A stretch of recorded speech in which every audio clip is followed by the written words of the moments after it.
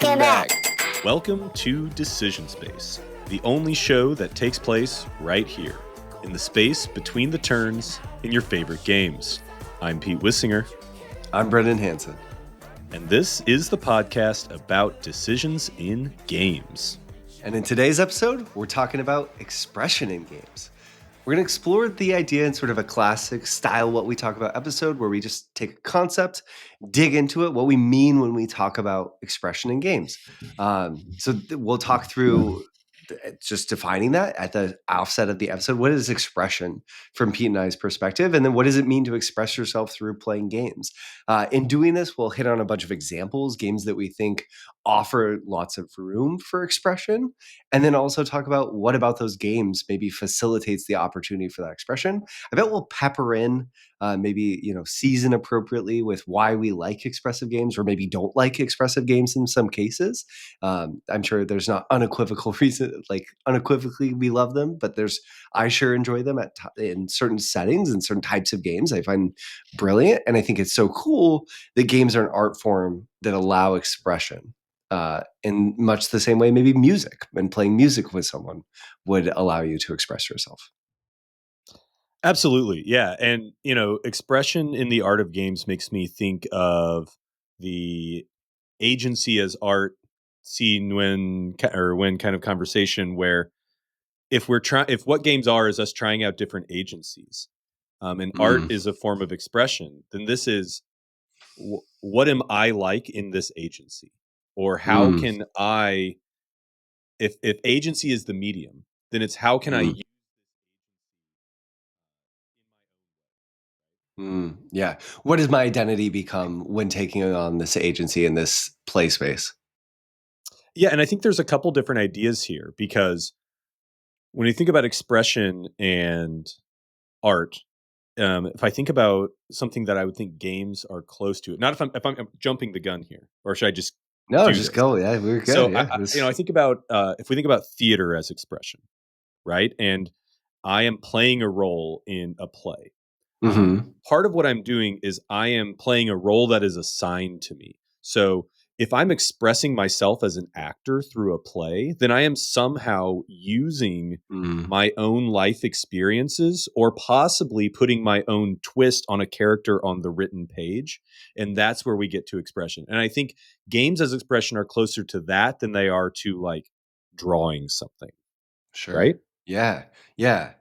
So that's really interesting, right? Oh, I love this metaphor. If you're going to play Prospero in the Tempest, and I'm going to play Prospero in the Tempest, Shakespeare's defined our role. Our words are already brought to it, but there's so many other things that we can bring to within that space as we move throughout it that aren't dictated for us. That's really interesting. Versus the blank page of maybe being a painter and expressing yourself as, say, I don't know, Jackson Pollock. Right. Or writing a play. Example. Sure. Or writing a play. Yeah. So in a game, what I can do on my turn is laid out for me. Yeah. So it's not an expression situation where I literally get to play this however I want. I have to still follow the rules of the game. I still have to read the lines that were written for me. Yeah. But if you're designing a game, that's a whole different type of expression than expression through playing a game. Sure. And then you become limited by the medium in the same way that an artist would be limited by whatever medium they're working in, right? What you could do with oil paints might dictate the type of painting that you can make with those oil paints. Or if you're writing a play, the medium of writing a play for an audience in a theater dictates certain things about its length, potentially, the content, the subject matter, depending on what you could even produce, if that matters to you, right? Okay. This is perfect intro. I want to make sure we don't jump the gun. And this is so obvious. No. I don't think you did, because I think this is a perfect lead in. And I think this is one of those things where expression is so obvious that maybe it's silly to even do this. But I feel like it's important that we say what we're talking about. Is that silly? Is expression just an English word that we all know what we mean when we say we're expressing ourselves? Okay. And in the context of games, maybe? What do we mean, Pete? What does it mean to express yourself through? So I guess let's think about what expression means in art, and then for us to say what we think expressive gameplay is like. Yeah. And then we can get into what that looks like in different games. Yeah. Okay, perfect. So for me, as I was coming at this, it's like expression. Okay. Whenever we're going to do what we talk about episode, I often Google whatever the word is we're sort of fixated on. And here it does almost no good because we use expression as a colloquialism, mostly, I think, to mean self expression, right? How do I express myself, my personality, my identity through maybe it's art, right? If we've been talking about theater or painting, two things that I do none of. How in my approach to doing those things, and I think do I say something about who I am, or how does my approach say something about my perspective on the world or through the system? Right. So it's the expression of feelings or thoughts or ideas in in some artistic medium, or just if you're talking, right? Obviously, I can express myself. Pete, I think you have an awesome hat. Well, thank And you. in doing that, right? And my word choice dictates some things, but I do think your hat's awesome. Yeah. It's funny because I think about when you're expressing yourself through art. I think part of it is you are kind of learning about yourself through the expression, but you're also telling other people about yourself through the expression. Yeah. So it's communication through play, right? I think so. Okay, so this is kind of convoluted, but I in the notes I have an ability. Expression is an ability to convey something about yourself or your approach to play through a game system. And so you could put a period there, but I think it's also important to note that that communication is predicated on the fact that I have a shared understanding of that system with other players, right? In art, right, we have some shared understanding of life that we come in with these shared assumptions. When we read a Shakespeare play, there's a context that we have to take into account to some extent. And a lot of times it's as simple as what are the relationships between people? If it's King Lear, what does it mean to be a king who's dying? And to have kids, and what does that look like? And I think in play, my ability to be expressive in play is somewhat defined by who I'm playing with's understanding of the system, right? So if I'm going to make a subversive decision, it's only subversive if we all have an understanding of how that system is optimally works or something, right? If I'm going to make a weird choice, we have to all agree there is a weird choice.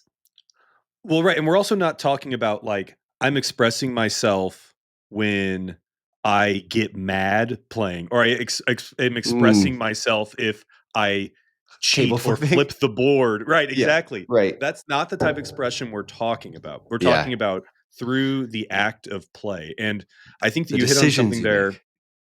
for correct. And I think that what you hit on something there that I think for me says if a game is expressive is my experience playing the game different if I'm playing it with different people, or does Mm, it feel the same if I'm playing it no matter who I'm playing it with? yeah.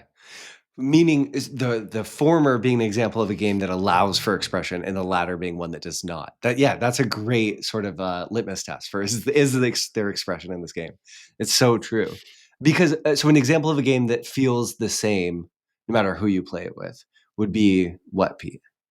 Okay, so if I think about it, if I'm playing Race for the Galaxy, one of my favorite games, Yeah, if I'm playing it online with someone I have no idea on Board Game Arena, a totally faceless experience, I don't think that when I'm playing against different people on Board Game Arena, I'm getting any kind of different experience. yeah, And if I'm playing it with people on the table, sure, like our personalities are different, so the chit chat we have while we play is going to be different. But the actual experience of play, it's not really going to change much. When I make yeah, decisions in Race for the Galaxy, I'm making opportunistic decisions based on what the game presents me with.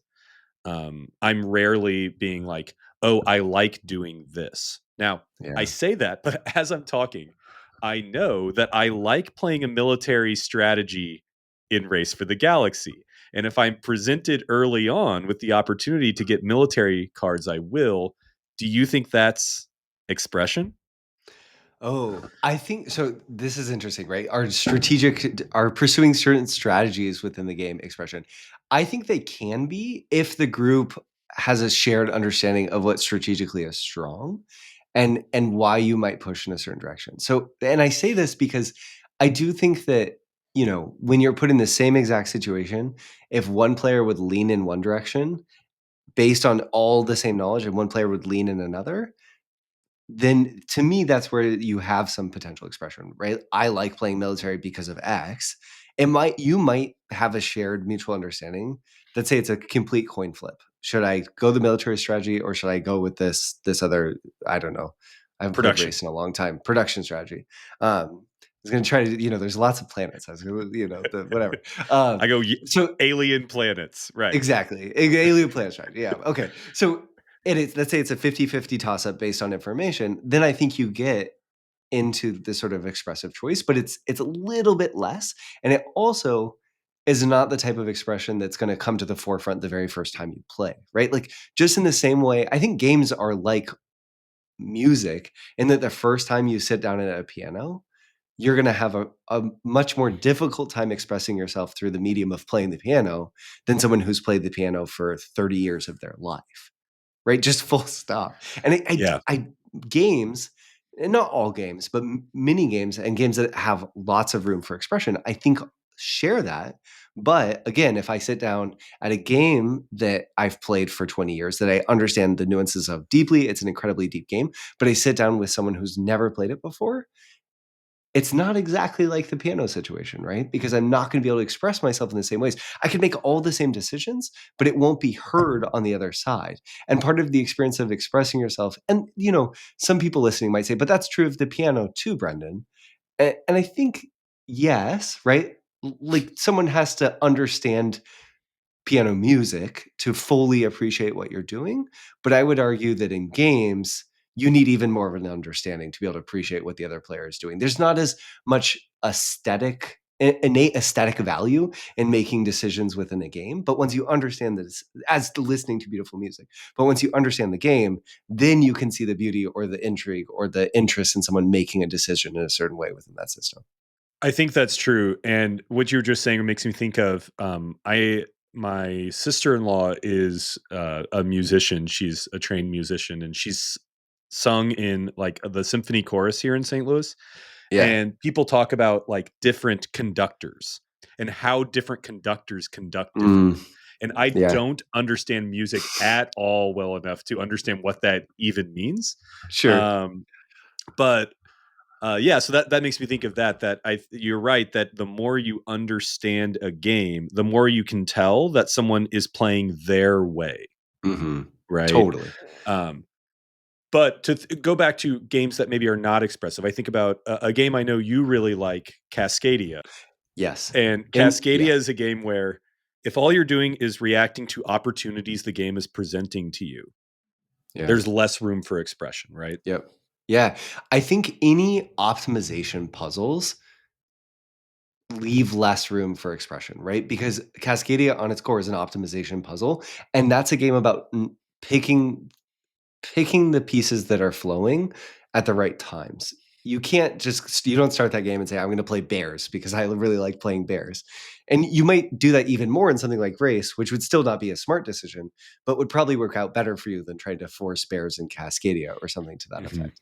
And then linked to this is something like the Castles of Burgundy. Have you played much Castles of Burgundy, V? I've played a decent amount of Castles of Burgundy. Okay. So in that game, that's another optimization puzzle, right? You're trying to maximize the points that you have.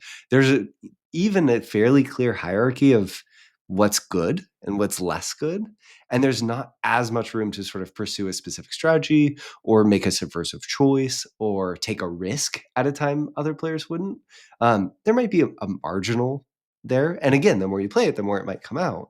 But that's not a game I sit down and I say, I'm going to play, Castles of Burgundy in this brilliant way beyond just maximizing points.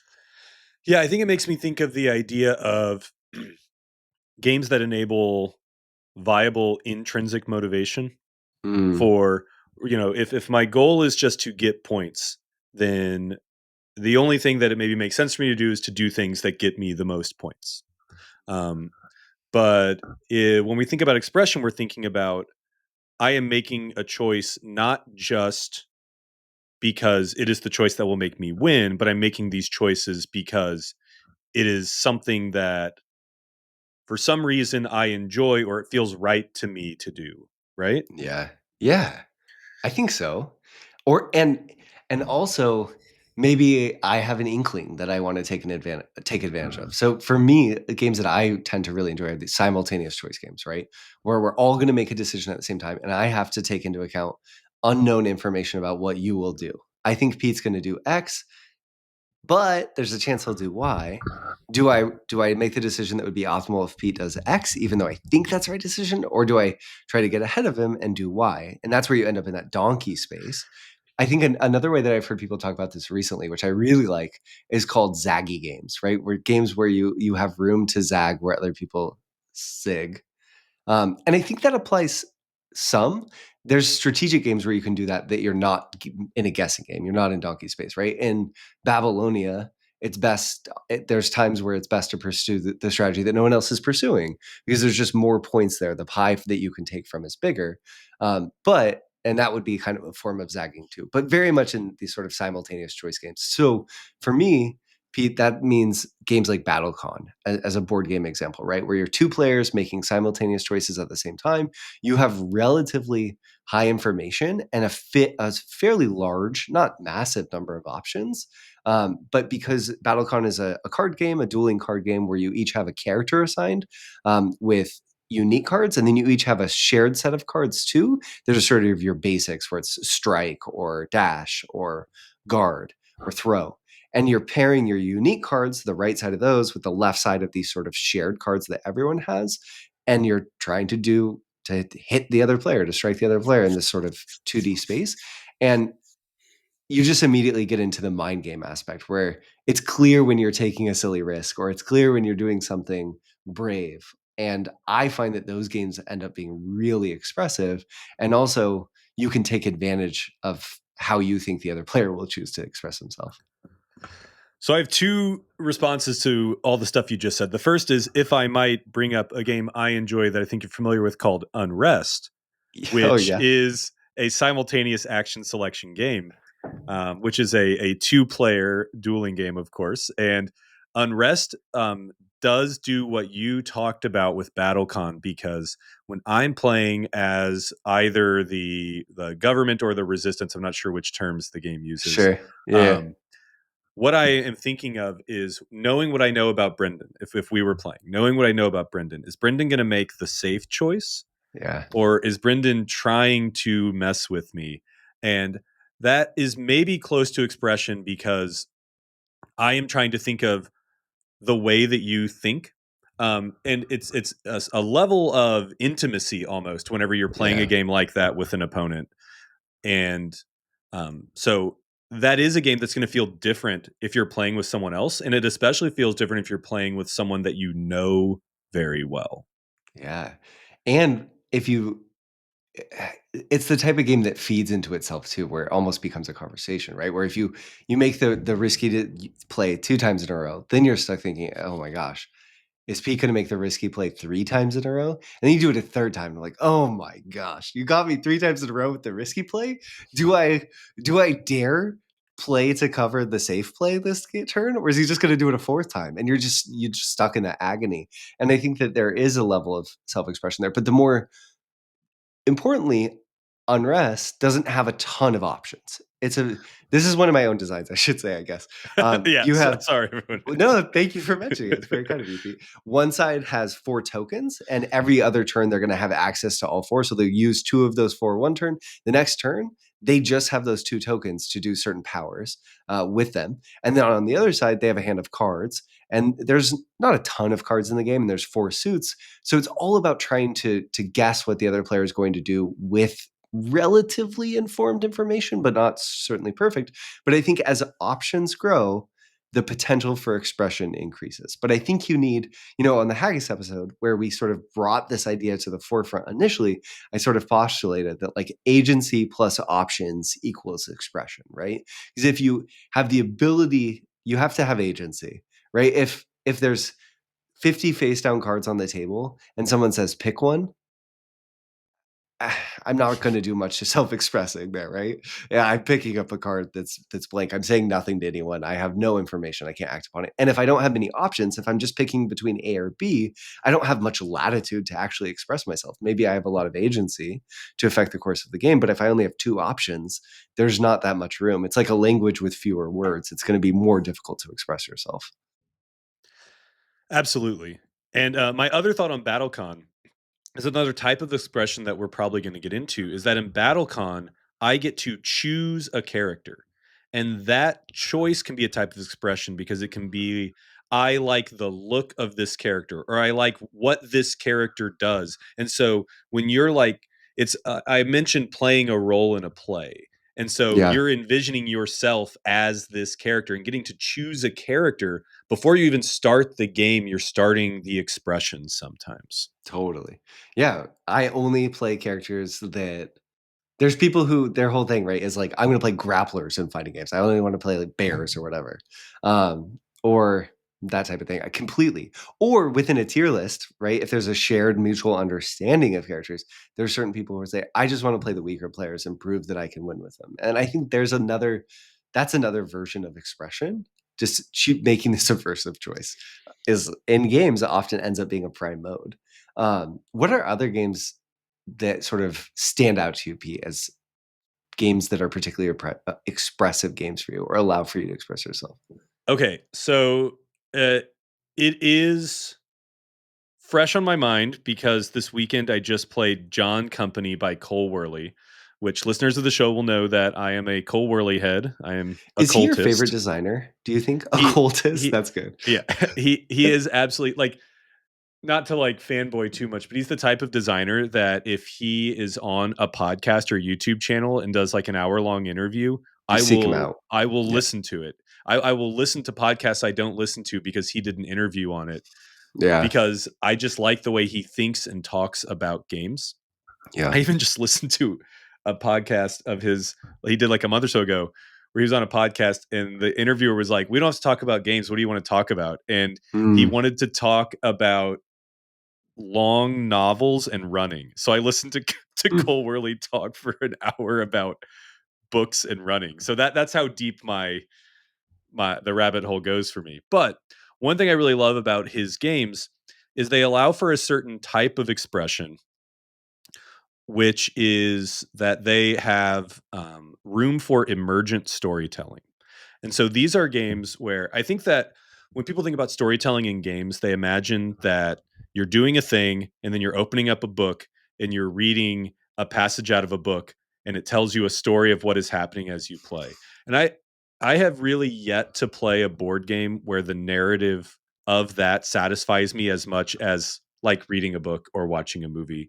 Um, but what Cole Worley's games do is through play, you are collectively sort of telling a story. The game is not telling you what the story is, but a story is emerging.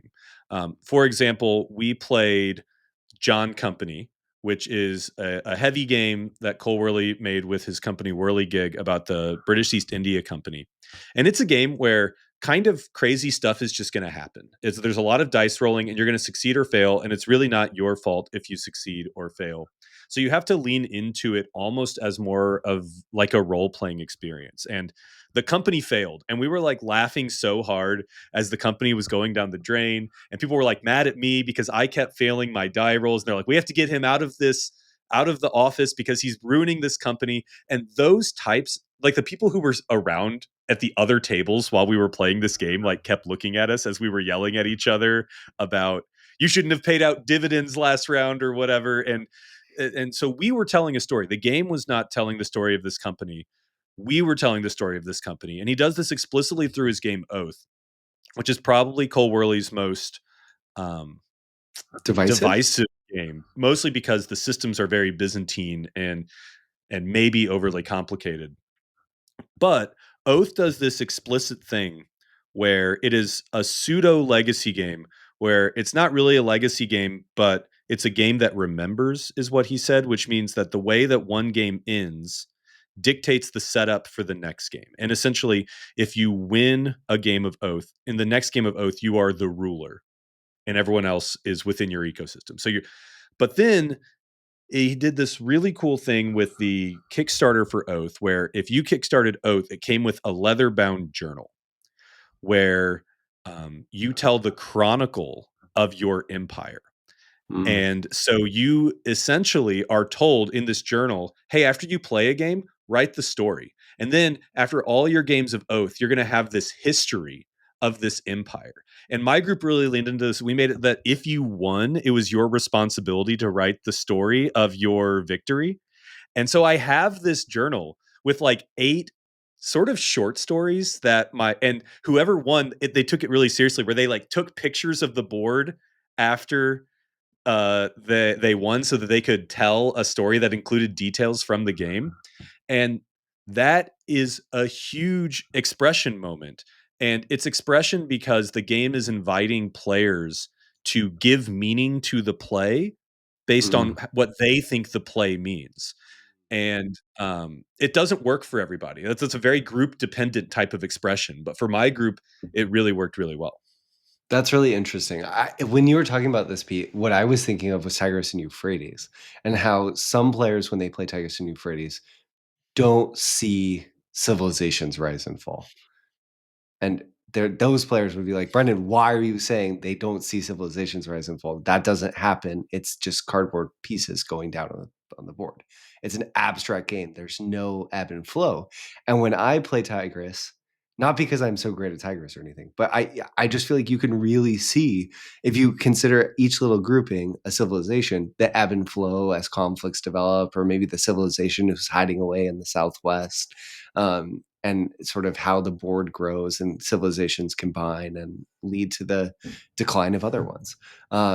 That's really interesting. Sort of how that's almost, Pete, like how our worldview is expressed through prescribing meaning to game states that could otherwise feel abstract, and then expressing that through talking with one another about them. Right. And Right? so as I was talking, I was realizing this is maybe a different form of expression because it is the maybe outside the game expression about the game that I'm talking Mm-hmm. about rather Yeah. than the active play as expression. But one thing that Oath does very much encourage is it actually is saying that essentially king making is part of the game, Sure. where you're probably not going to win, but if you can't win, then you should have a say in who does, because the end of the game plays a role in the next game.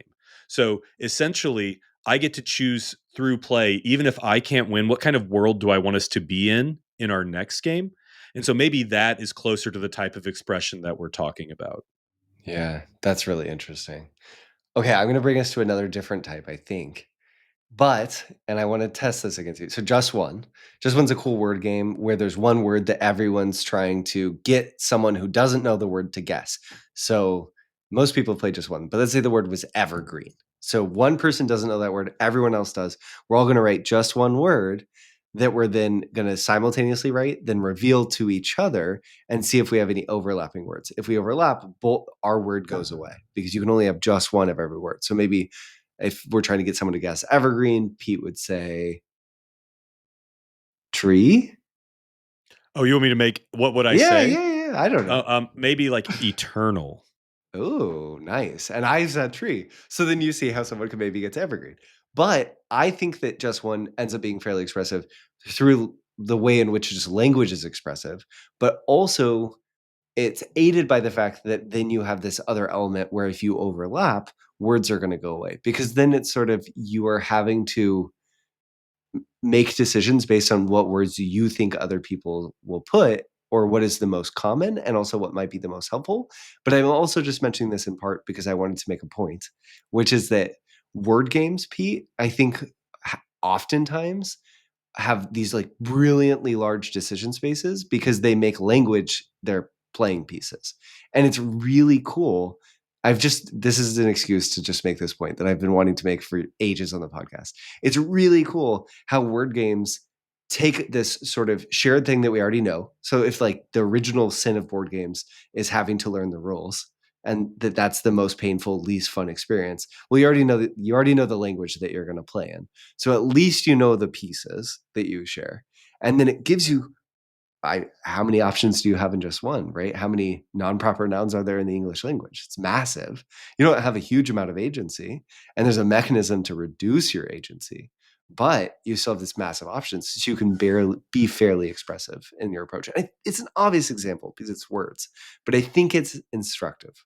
I hope. So there's a whole class of games that I would put in like that, where I think that word games where you give clues are Mm-hmm. really great forms of expression, because I can give kind of any clue I want. And so it's also a way where, like, if I want to give a funny clue, I Yeah. can. If I want to Yeah. try and trying to be funny is a form of expression. Or um so an example would be like code names.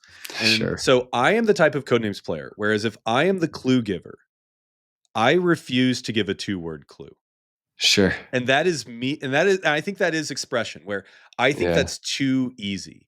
And so I will intentionally challenge myself to come up with, at least, much to the chagrin of sometimes other players on my team, I will try and give a clue that connects at least three words, because it makes me feel clever. And what I want is a joyous moment where someone read my mind and nailed it. Mm. Um, and so I also think other games like this would be something like Wavelength, where I'm trying to get you to put the dial in a very specific point.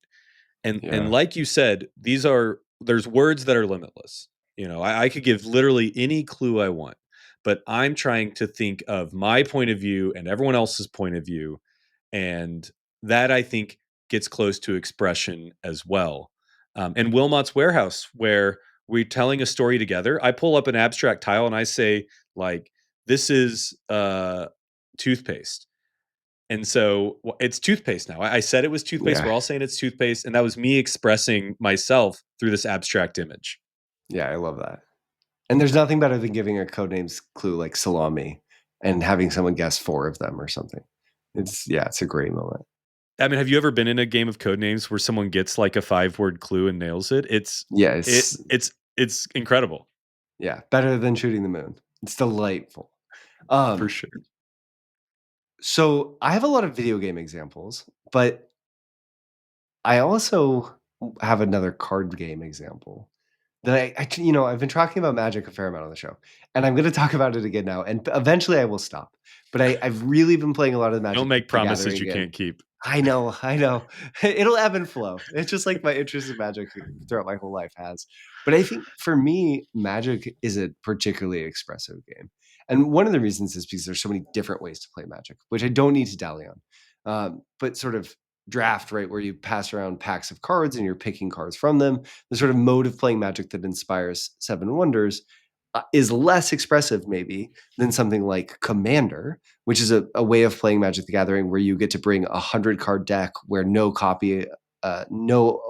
can't have duplicate copies of cards in your deck, ends up being even more expressive in some ways because, right, in draft, I have less agency over what cards I'm putting in my deck. A booster pack is being passed around, and I should probably there's a specific color that my seat should probably be taking, right? I might really like playing green, but in my seat, just based on the way the cards are opened and what packs are opened and what's in those packs and how they get passed around the table, maybe the best cards on average that are passed to me are red black. And if I want to win, I should play red black. So it's less expressive than just saying, okay, take every card in Magic's history and you can pick what to bring. But within the game of Magic itself, beyond just I'm going to choosing the equipment that I'm going to bring to the game, whether that's a gamified version in draft or a constructed version. I find the game of Magic the Gathering itself very expressive because it has this interesting sort of call and response system where if it's my turn, I can choose if I get to attack with my creatures or not. When I attack, then the other player gets to choose if they block and what they block with or not. So there's a lot of uncertainty in Magic, but it's based on what the other player will or won't do that becomes interesting. And then once we have this shared understanding of it might be silly to attack with a creature, if you have a 3/3 creature and I have a 2/2 creature, my 2/2 will always run into your 3/3 and it will always die. That would be bad to attack. But what if I just attack with it anyway? Now, you across the table for me have to think, is Brendan playing suboptimally? Is Brendan taking a risk? Does Brendan have a card in his hand that's some sort of instant, the combat trick that he's going to play to make it so his 2/2 could actually beat my 3/3? And that might be true, or I might just think I'm behind, and without taking a risk, will lose. And then you have to decide, okay, should I block here? Should I not? Is that a good risk to take? So I find, because I have so much agency, oftentimes, that I get to be fairly expressive in the way I approach the game and when I take certain risks, beyond just what am I going to pick to bring. Yeah, so that includes what I talked about with BattleCon, where the choice before you play is expression, and then the Yeah. play itself is expression. Yeah. And so that enhances the expression even more. Totally. Not to mention the fact that, if you're like a real hardcore Magic player, what sleeves you use, what deck box you use, Sure. that's also expression. Like I am presenting myself as a certain type of person, just like sitting down in the chair at that tournament. And Yeah. I think the most hardcore version of that is people who are really into miniature war games, like people who play like Warhammer, because they spend a lot of money on these models, and then they get to put the models together in the poses that they want. They get to paint the models in the motif they want, and they get to and so that's all outside the game stuff. That's just flavor. That's just me showing what I think is cool. But Yeah. then you get to customize your army. You get a certain number of points in your army. So maybe you say we're playing 1,000-point armies. I get to customize what I want to do with 1,000 points. There's an unlimited number of combinations of figures to do that.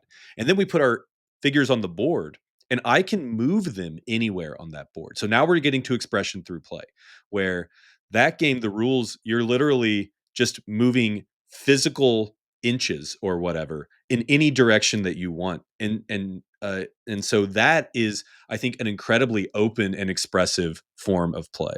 Yeah.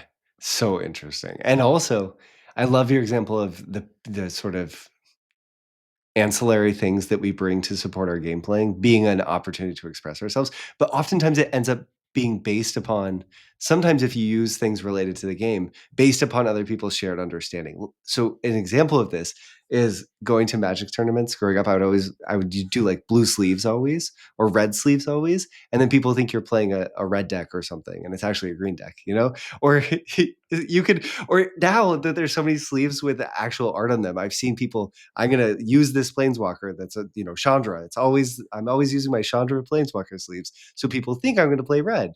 When in reality, it's a completely different type of blue controlling deck or something. And that's fun. But sort of beyond even play. Another in-play example that I kind of wanted to touch on was Keyflower. Have you played Keyflower, Pete? Keyflower was once upon a time a top 10 game for me. Yeah. Yeah. I've played it. Was one of my first hobby games that I bought, actually. Oh, yeah? That's so interesting, because Keyflower is also one of the first hobby games I bought, and it also was once upon a time a top 10 game for me, but I think remains a top 10 game for me. Keyflower is just so good.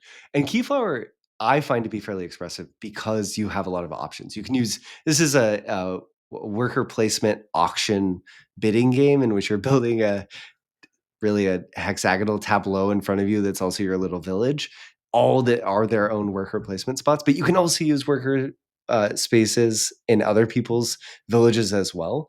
And I find that this game it gives you a lot of options, but you don't have a lot of different types of agencies, right? When I talked about the BattleCon example, every different card I could pick to play is almost a different type of agency in some ways of what it lets my character do within the play space.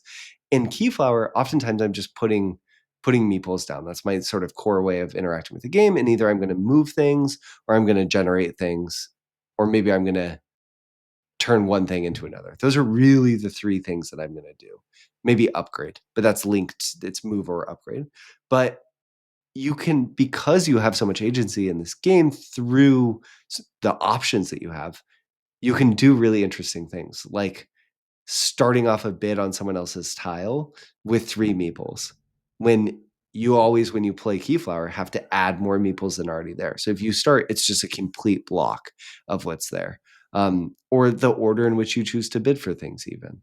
What do you think? Does Keyflower feel expressive to you? So I think that this is the same type of expression we talked about when we were talking about Haggis being an expressive game, because essentially what you're expressing yourself through is do I want to play this game in a friendly way or an aggressive way? Do Mm, I want to play it in a cautious way or do I want to play it in a risky way? And so I think that it's that type of expression. And it was interesting hearing you talk because I'm like, is Brendan totally off the mark? Because aren't we just talking about optimization puzzles? But then the mm, longer you talked, I was thinking, well, actually, compared to like something such as Cascadia, where it's like, hey, you're going to draft something and you get to draft two things, that is not the options. Whereas in Keyflower, they're saying you've got all these workers and you can use them however you want. You can trickle them out or you can just slam them out. Now we're getting into mm. options, and the Right. options allow play styles. And I think that that's something that we're kind of talking around is Yeah. games are expressive if they allow for play styles. People Yeah. play this game differently. Totally.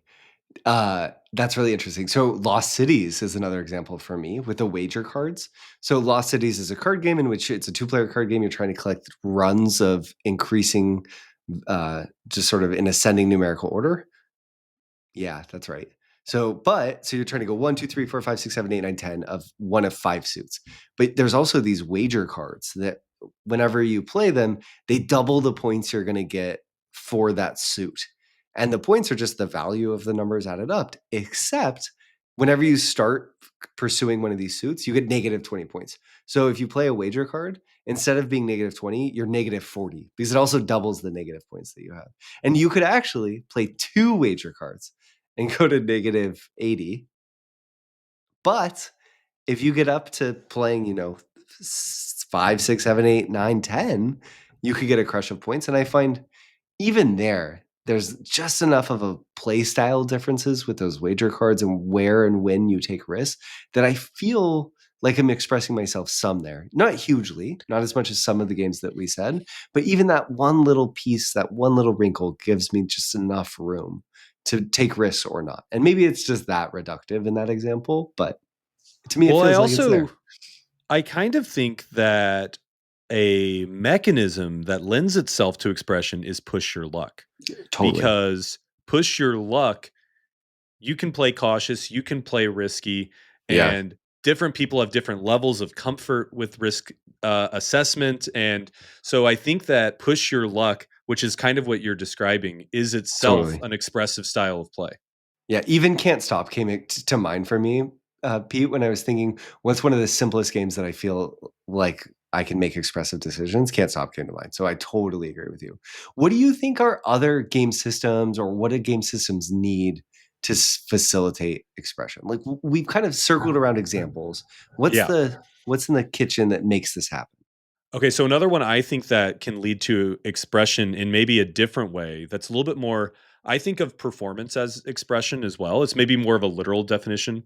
So I think Yeah. that bluffing games Mm, are a form of expression. So one example I think of is one that my group used to play a lot, which is Sheriff of Nottingham. So sure. have you played Sheriff of Nottingham?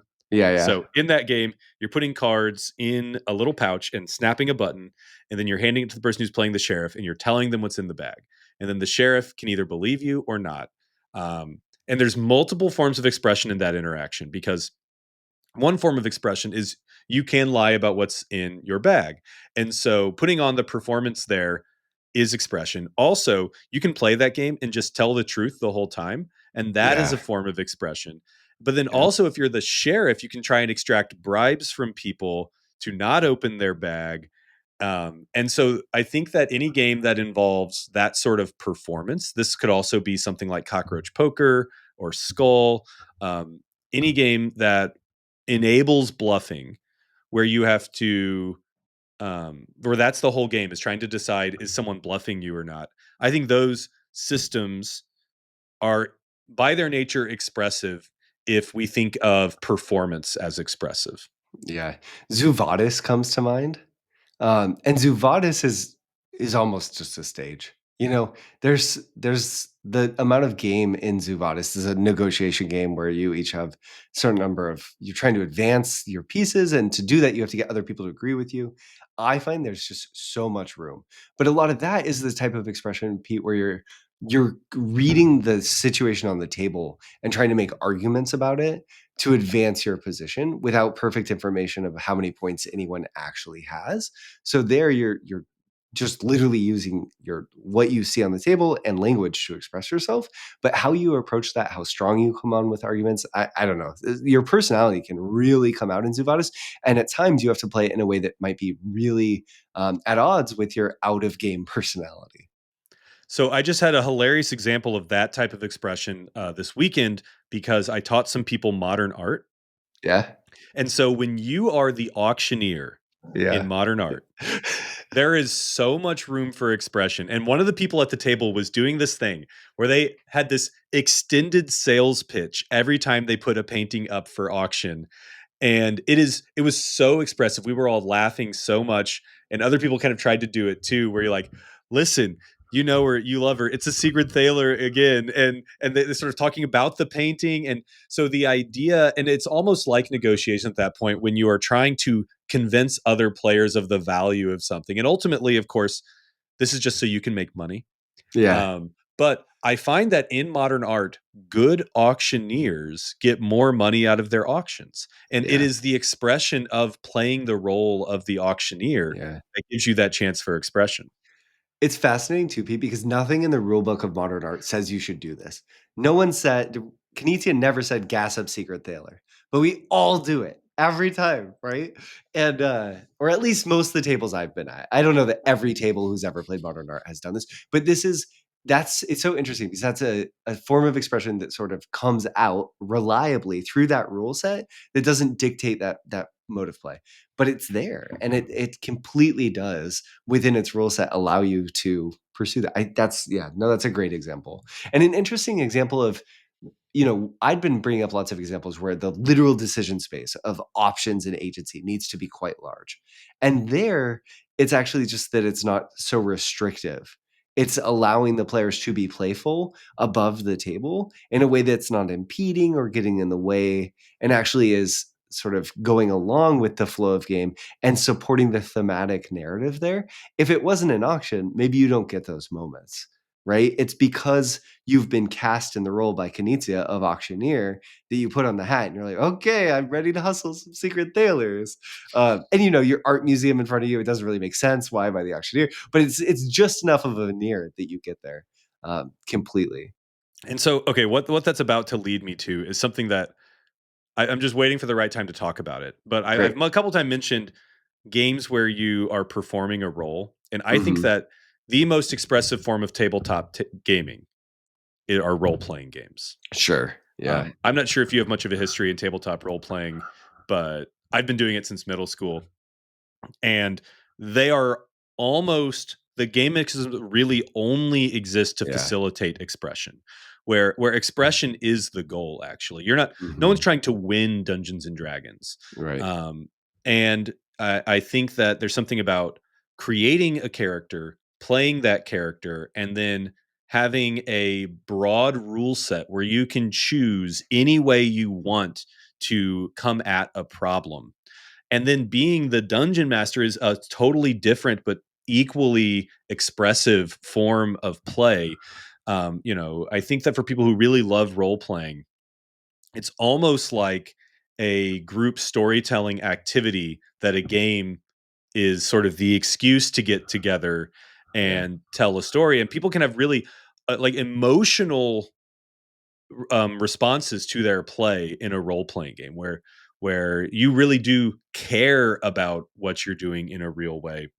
And so I think any type of game that can do that, and that you can really feel that you embody a role in such a way is going to be expressive.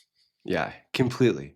I think this is the perfect example. And also, massive amount of options. When your options are what can you imagine within the rule set of what people will agree is a fair decision to make. And your agency is usually quite high too, depending on the dungeon master and what they would sort of will they go with your idea that I actually would like to go start a fishing company rather than deal with this threat, right? Is that something can we do that?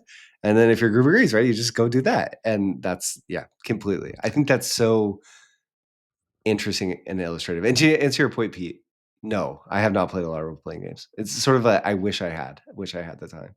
I did in middle school. I had a friend who would bring his D&D monster manual, I believe it was. Mhm. And we were just gorgeous, right? Just like look through it for hours, but never actually play.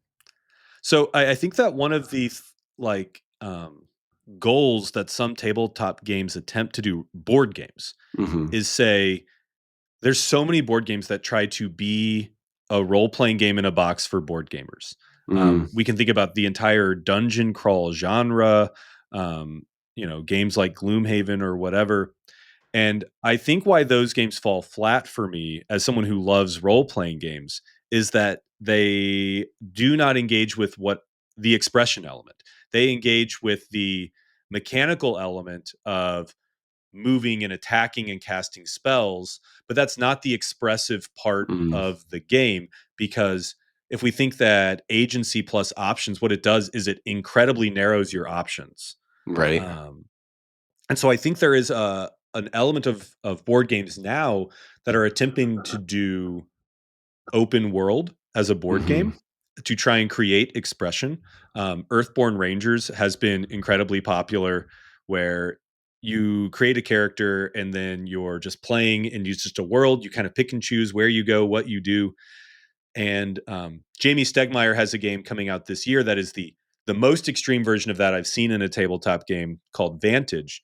And in Vantage, you're given a point of view card, and it's a card that's just what you are looking at.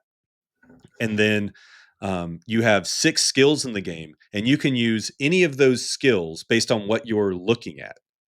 And you then are going to read in a book about like what happens in that situation. You choose, do you want to go left, right, north, south, whatever.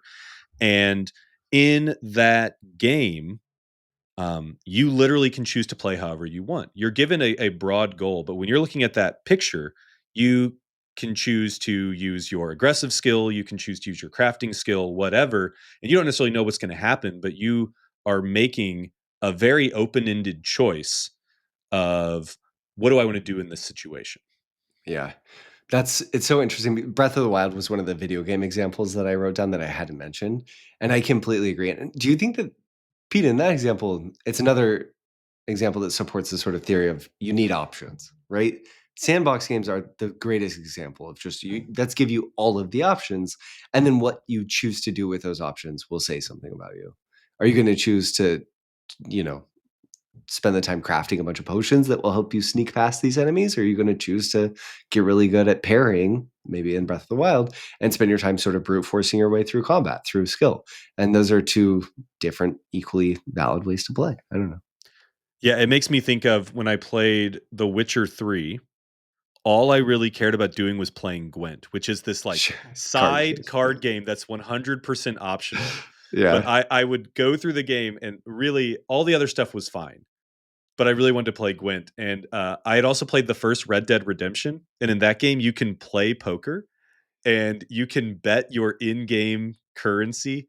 So when I was playing Red Dead Redemption, all I would do was go do jobs so I could make money so that I could play poker. And so I joked that like my addiction had an addiction. Um, but you can play these games and totally ignore stuff like that. And so, for Yeah. example, Breath of the Wild, you're like, I'm going to collect all the Korok seeds. I Yeah. don't care about that at all. I'm not that type of player. So I just chose not to care about that. Yeah. Totally. It's so funny. Do you ever play the Final Fantasy with Triple Triad? No, but I know of it. Yeah. Okay, yeah, yeah. I long tradition of games within games being selling points within said games. Okay, before I guess we should move towards trying to wrap this conversation up because I think we've hit on a lot of the points. We've talked about how sort of skill threshold can be needed in some types of games. I think you've really convinced me, Pete, though, that you don't need that, right? There's no skill threshold in, say, D&D, which is a game, a role-playing game, to express yourself. And you certainly don't need it in Can't Stop. I don't know that there's all that high of a skill threshold in Can't Stop. There is. You can definitely get better at Can't Stop, but you don't need that much. But I do think that there is some relationship. And I do think the better you get at games, the more you can express yourself within them. And also, the more you all sort of have a shared understanding of a game, the more you can make decisions that subvert that understanding and of the game and communicate something about it. Um, yeah, I don't know. I think randomness also is tricky. Randomness in some ways is noise that's gonna get in the way of you expressing yourself, right? If you're fighting constantly against some aspect of the game that's telling you, you must deal with this, you must deal with this, you must deal with this, it would be harder. I guess an example of that would be something like comedy. If you are given a prompt, it might be harder to express yourself than if you just get to decide what your stand-up routine is. But depending on the level of randomness and the level of specificity, you can still express yourself fairly well in a random game. Even something like Colorado comes to mind. Colorado, there's not a ton of room for self-expression in Colorado, right? You're not gonna. There's not that many play styles, but there's certain moments and certain decisions you could make that I do think would make you feel might raise eyebrows at the table or be surprising to people. But a lot of that comes back to sort of our mutual understanding of risk. Are you making like a risky decision here or not? And I think it's interesting how much we've gone back to that. It's not the only way that we find expression, but it seems like as games become less expressive, that seems to be the last vestige, the last sort of signal that you can send to other players is the how risky are the decisions I'm making. Yeah, and I think that I know you and I are both fans of maybe traditional card games, and I think Sure. that since this started with Haggis, we can think about what part of what makes traditional card games, I think, so long lasting. Is there room for expressiveness through Mm, commonly understood games? yeah. So if I'm playing Spades, then my partner and I are communicating with each other through play, and maybe I know that Brendan tends to overbid, and so I'm going to maybe underbid or whatever. Or maybe the best example of an expressive traditional card game would be poker, because poker is, I think, very expressive. You get together with your friends for a poker night. It feels different when you're playing poker with different people, and that's part a risk assessment thing. It's part a choosing when to push, choosing when to bluff, and it kind of brings in a lot of these things we talked about, but with a very simple rule set.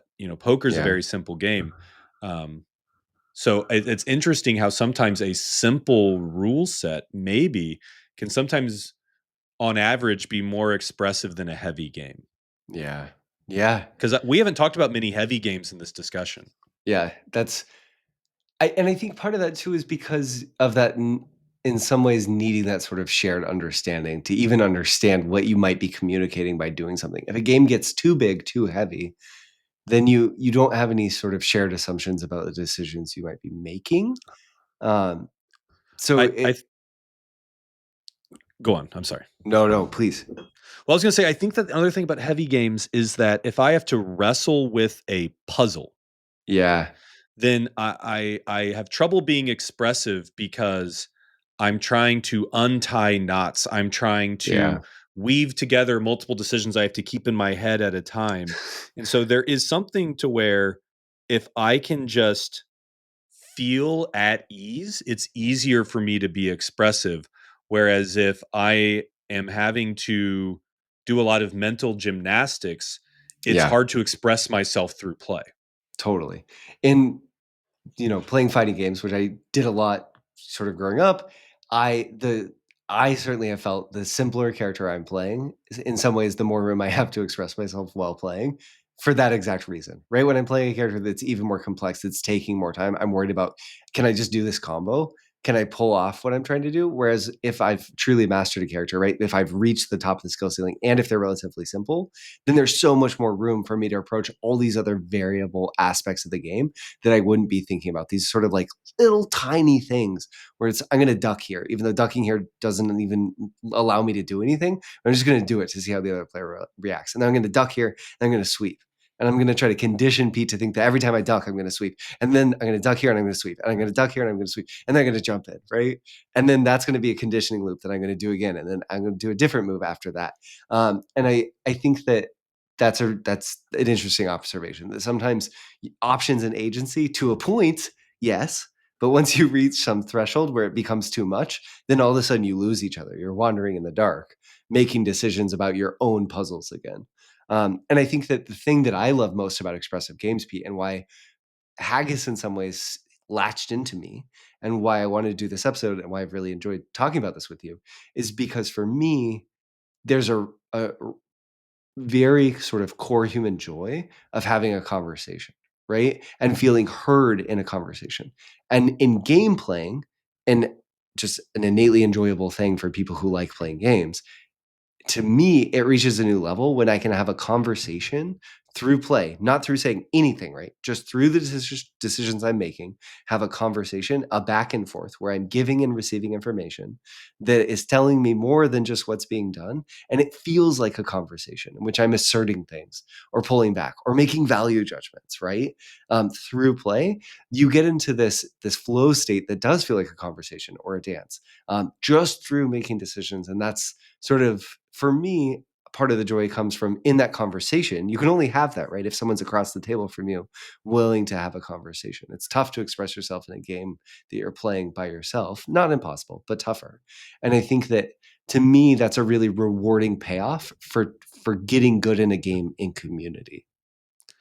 Yeah. And so this actually brings us back to the very beginning of the conversation where I talked about how I think that when you're expressing yourself in art, part of it is learning about yourself, and then another part of it is communicating what you think about yourself to other Mm, people. And yeah. so that's where, like, to feel seen through the act of playing a game is that type of expression. That's me performing the play and the audience understanding what I'm communicating, and that I feel like I'm expressing myself to people. But at the same time, I think that when we talk about maybe playing Breath of the Wild, I'm not expecting anyone else to care how I play Breath of the Wild, Yeah. but that is also expression, but that's more intrinsic. That's an expression as a form of almost exploring myself Hmm. through the expression of play. And so I think different games enable different types of expression in that way. Yeah, completely. Love it. Well, as we close, do you have closing thoughts here, Pete?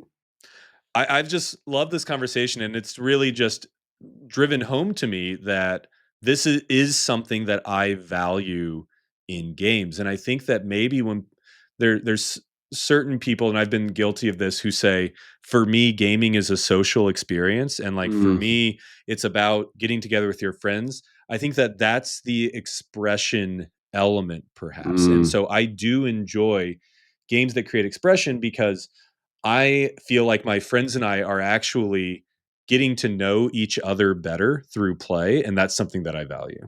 yeah, awesome. Well put.